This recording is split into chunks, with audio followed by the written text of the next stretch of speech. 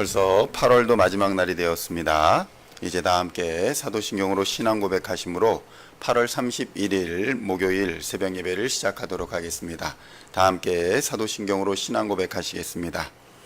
전능하사 천지를 만드신 하나님 아버지를 내가 믿사오며 그 외아들 우리 주 예수 그리스도를 믿사오니 이는 성령으로 잉태하사 동정녀 마리아에게 나시고 본디오 빌라도에게 고난을 받으사 십자가에 못 박혀 죽으시고 장사한 지 사흘 만에 죽은 자 가운데서 다시 살아나시며 하늘에 오르사 전능하신 하나님 우편에 앉아 계시다가 저리로서 사한 자와 죽은 자를 심판하러 오시리라.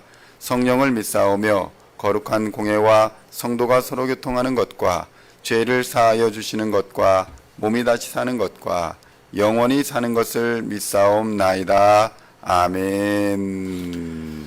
오늘 우리에게 주시는 하나님의 말씀은 사도행전 18장 12절로 17절까지의 말씀입니다. 사도행전 18장 12절로 17절까지의 말씀입니다. 찾으셨으면 함께 한 목소리로 봉독하도록 하겠습니다. 갈리오가 아가야 총독되었을 때에 유대인이 일제히 일어나 바울을 대적하여 법정으로 데리고 가서 말하되 이 사람이 율법을 어기면서 하나님을 경외하라고 사람들을 권한다 하거늘 바울이 입을 열고자 할 때에 갈리오가 유대인들에게 이르되 너희 유대인들아, 만일 이것이 무슨 부정한 일이나 불량한 행동이었으면 내가 너희 말을 들어주는 것이 옳거니와 만일 문제가 언어와 명칭과 너희 법에 관한 것이면 너희가 스스로 처리하라. 나는 이러한 일에 재판장 되기를 원하지 아니하노라 하고 그들을 법정에서 쫓아내니 모든 사람이 회당장 소스데네를 잡아 법정 앞에서 때리되 갈리오가 이 일을 상관하지 아니하니라. 아멘.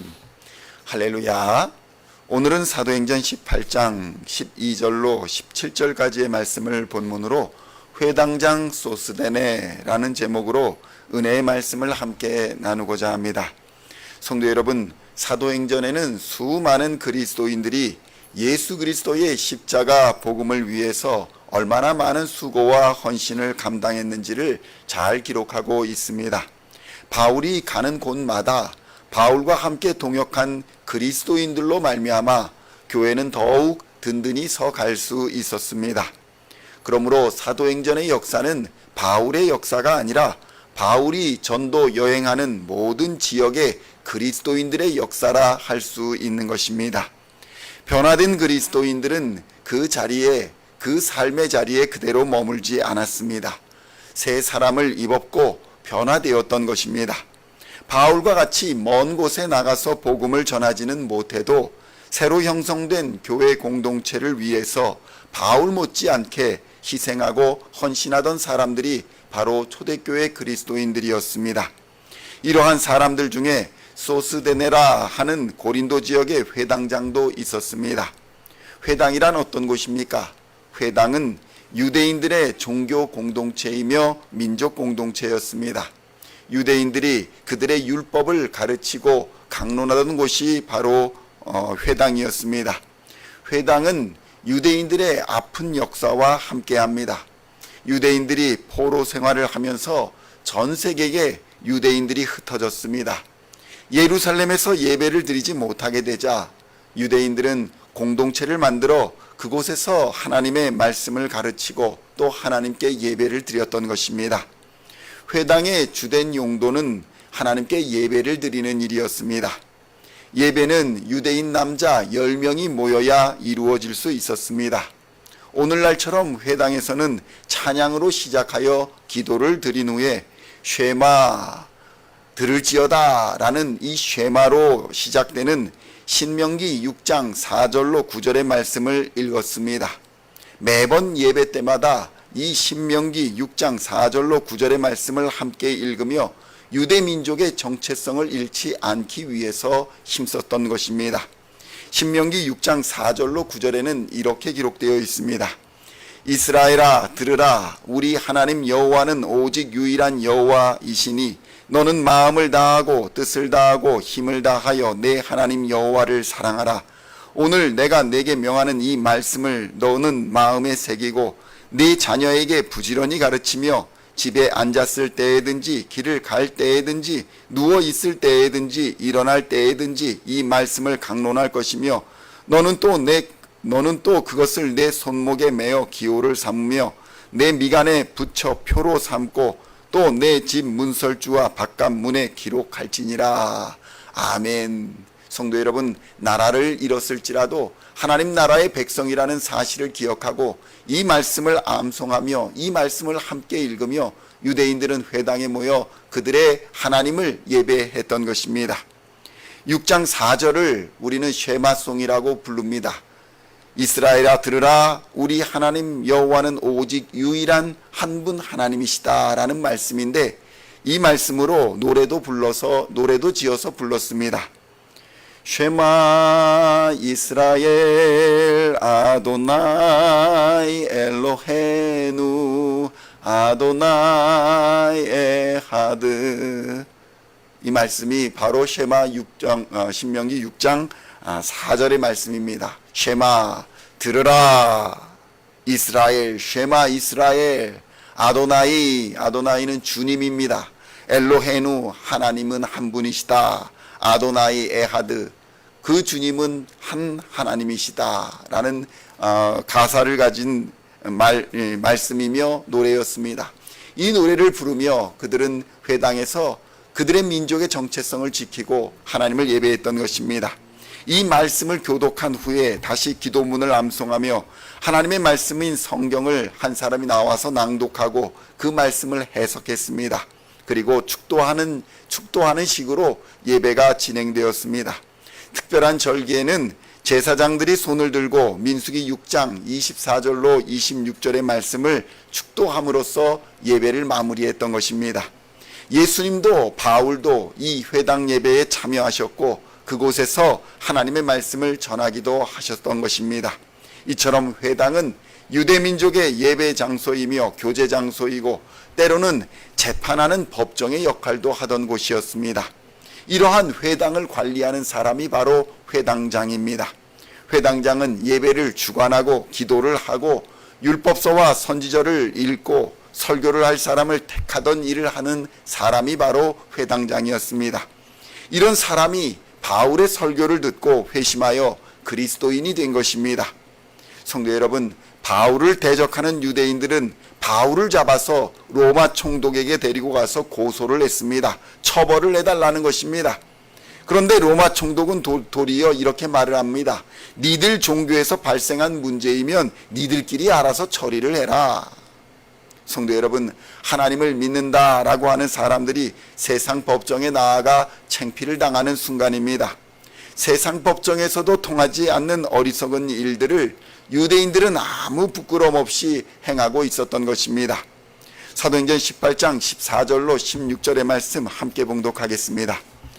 바울이 입을 열고자 할 때에 갈리오가 유대인들에게 이르되 너희 유대인들아, 만일 이것이 무슨 부정한 일이나 불량한 행동이었으면 내가 너희 말을 들어주는 것이 옳거니와 만일 문제가 언어와 명칭과 너희 법에 관한 것이면 너희가 스스로 처리하라. 나는 이러한 일에 재판장 되기를 원하지 아니하노라 하고 그들을 법정에서 쫓아내니. 성도 여러분, 어떤 일이 벌어지고 있습니까? 바울이 전하는 것이 무슨 부정한 것이나 불량한 행동이면 내가 재판을 하겠다. 그러나 이것이 니네 법에 관련된 것, 니네 종교에 관련된 것은 니들끼리 알아서 처리를 해라 라는 것입니다. 그리고는 이 사람들을 법정에서 쫓아내버립니다. 성도 여러분, 이렇게 창피를 당한 바울을 대적하던 유대인들은 오히려 바울을 도왔던 회당장 소스데네를 잡아서 그에게 화풀이를 했습니다. 17절의 말씀 함께 봉독하겠습니다. 모든 사람이 회당장 소스데네를 잡아 법정 앞에서 때리되 갈리오가 이 일을 상관하지 아니하니라. 아멘. 성도 여러분, 얼마나 억울한 일입니까? 갑자기 사람들이 소스데네를 잡아서 소스데네를 때렸습니다. 그런데 그리스도인이 된 소스데네는 이 고난을 피하지를 않았습니다. 자신의 신앙을 숨기지 않았기 때문에 이렇게 매를 맞았던 것입니다. 그런데 성도 여러분, 오늘날 수많은 그리스도인들이 소스데네와 같이 자신의 믿음을 주장하며 믿음의 선한 싸움을 싸워나가고 있다는 사실을 우리는 기억해야 합니다. 전 세계에서 믿음을 지키고 있는 사람들이 얼마나 많은지 모릅니다. 그리고 그들이 싸운 믿음의 싸움으로 인해서 교회가 든든히 서 갈 수 있었다는 사실을 우리는 깨달아야 합니다. 그렇다면 성도 여러분, 오늘 우리는 이 아름다운 미국 땅에서 어떤 믿음의 싸움을 싸우고 있습니까? 그저 주일만 간신히 지키는 것은 믿음의 싸움이라 할 수가 없습니다. 그저 종교 생활에 불과한 것입니다. 소스데네가 고난을 당했던 것은 선교사 바울을 적극적으로 도왔기 때문입니다. 선교에 동참하며 예수의 십자가 복음을 함께 전했던 사람이기 때문에 고난도 함께 당하였다는 것을 우리는 본문을 통해 알 수 있는 것입니다. 소스데네는 이후에도 믿음을 지키고 달려갈 길을 다 달려갔던 것으로 보입니다. 왜냐하면 고린도전서에 고린도 교회에 보내는 편지의 발신인으로 바울과 함께 그의 이름이 등장하기 때문입니다. 고린도전서 1장 1절로 3절에는 이렇게 기록되어 있습니다.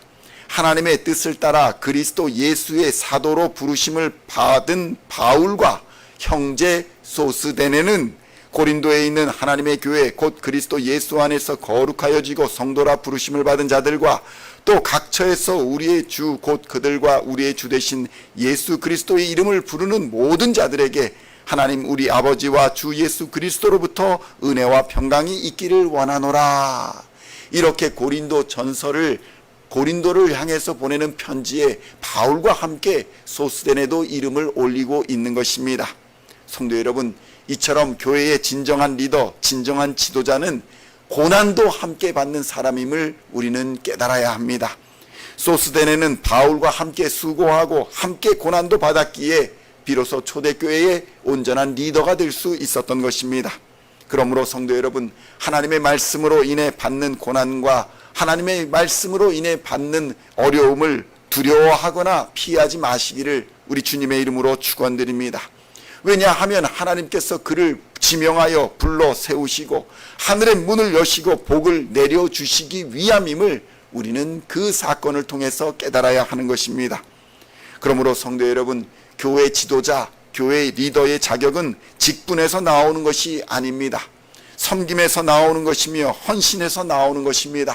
그리고 고난에 동참함으로 리더의 자격이 생긴다는 사실을 기억하시고 오늘도 하나님과 사람 앞에서 고난을 피하지 마시고 헌신하심으로 하나님과 사람의 인정을 받았던 소스데네와 같은 그리스도인들이 다 되시기를 우리 주님의 이름으로 간절히 축원드립니다. 기도하시겠습니다. 하나님 아버지 감사합니다. 초대교회에 등장한 많은 그리스도인들과 수많은 믿음의 사람들이 복음을 위해 고난을 마다하지 않았고 헌신하였던 것을 하나님 기억하게 하여 주시니 감사합니다.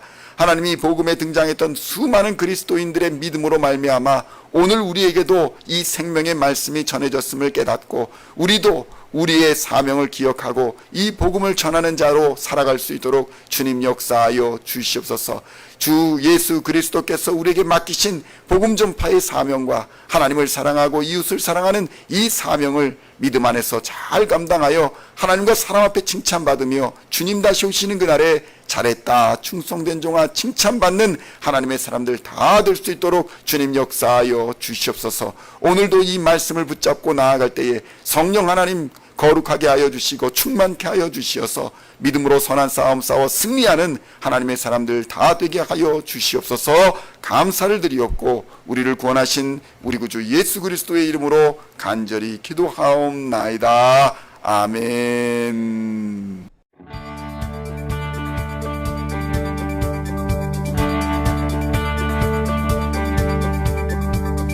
Singing songs of thy praise, we are coming to you, dancing before your throne.